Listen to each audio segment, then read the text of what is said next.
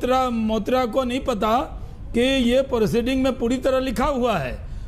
इसका मतलब ये नहीं है कि वो इसको नकार सकती हैं। दूसरा सवाल ये है, हमने जो सवाल बिहार से उठाया कि जो बिहार के लोग हैं, चाहे आप दिल्ली में काम करती हैं या हम कहीं भी काम करते हैं, बिहार के लोग जहां भी हैं, पूरे देश दुनिया में जो बिहार के लोग हैं, उनको आप अगर आप गाली दे देती निशिकांत दुबे जी को तो वो आपसे बातचीत करते, लेकिन उनके राज्य का नाम लेना, बिहारी गुंडा कहना, ये कहां से सही है?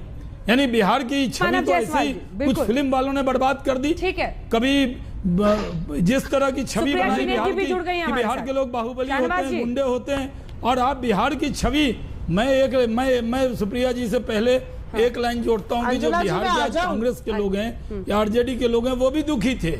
वो भी कह रहे हैं कि बिहार इस तरह आरजेडी और कांग्रेस को आज रिश्ता तोड़ लेना चाहिए टीएमसी से, कि वो पूरे बिहार का अपमान किया टीएमसी ने। ममता जी को माफी मांगनी चाहिए। ठीक है, सुप्रिया जी एक बार बोल ले। सुप्रिया जी वो कह रहे हैं कि रिश्ता ही तोड़ लीजिए टीएमसी से, अगर बिहारी गुंडा उन्होंने कहा है तो। शो के 16 मिनट हो गए हैं और इसीलिए मैं कुछ तथ्यात्मक बातें करना चाहती हूं।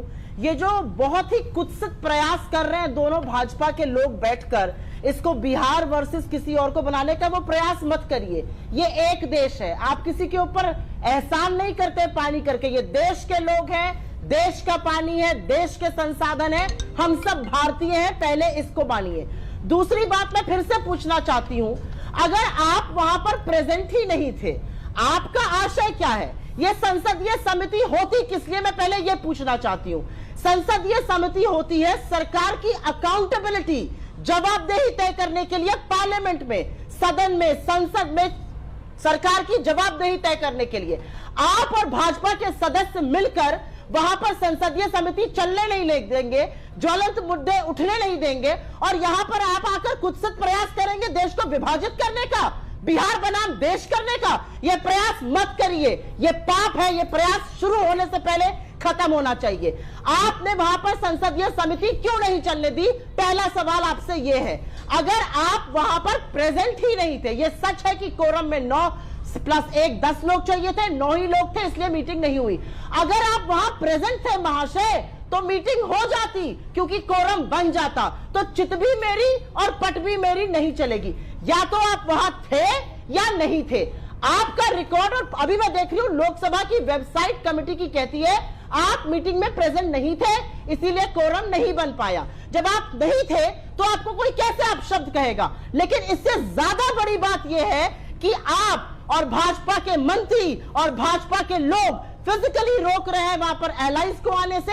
ये कौन सा प्रजातंत्र है? इन समितियों का एक काम होता है, इनकी जवाबदेही तय करते हैं ये सरकार की, सदन के लिए। आप क्या करने का प्रयास कर रहे हैं वहां पर? इतना बड़ा ज्वलंत मुद्दा है आज देश के सामने, और इंफॉर्मेशन टेक्नोलॉजी की जो कमेटी है उस पर बात करना चाहती है। आप क्यों बात होने से रोक रहे हैं? अगर आपका दामन साफ है, अगर सांच को आंच नहीं है, तो आप क्यों भागे भागे फिर रहे हैं? क्यों नहीं आपने ये मीटिंग होनी दी? मुझे बताइए। दिक्कत की बात यह है आप मुद्दे से भागते हैं और उसके बाद ये जो कुत्सित और गंदा प्रयास कर रहे हैं, चाहे बिहार हो, चाहे उत्तर प्रदेश हो, चाहे झारखंड हो, चाहे बंगाल हो, ये सब हमारी अस्मिता है, ये सब हमारे देश का हिस्सा है।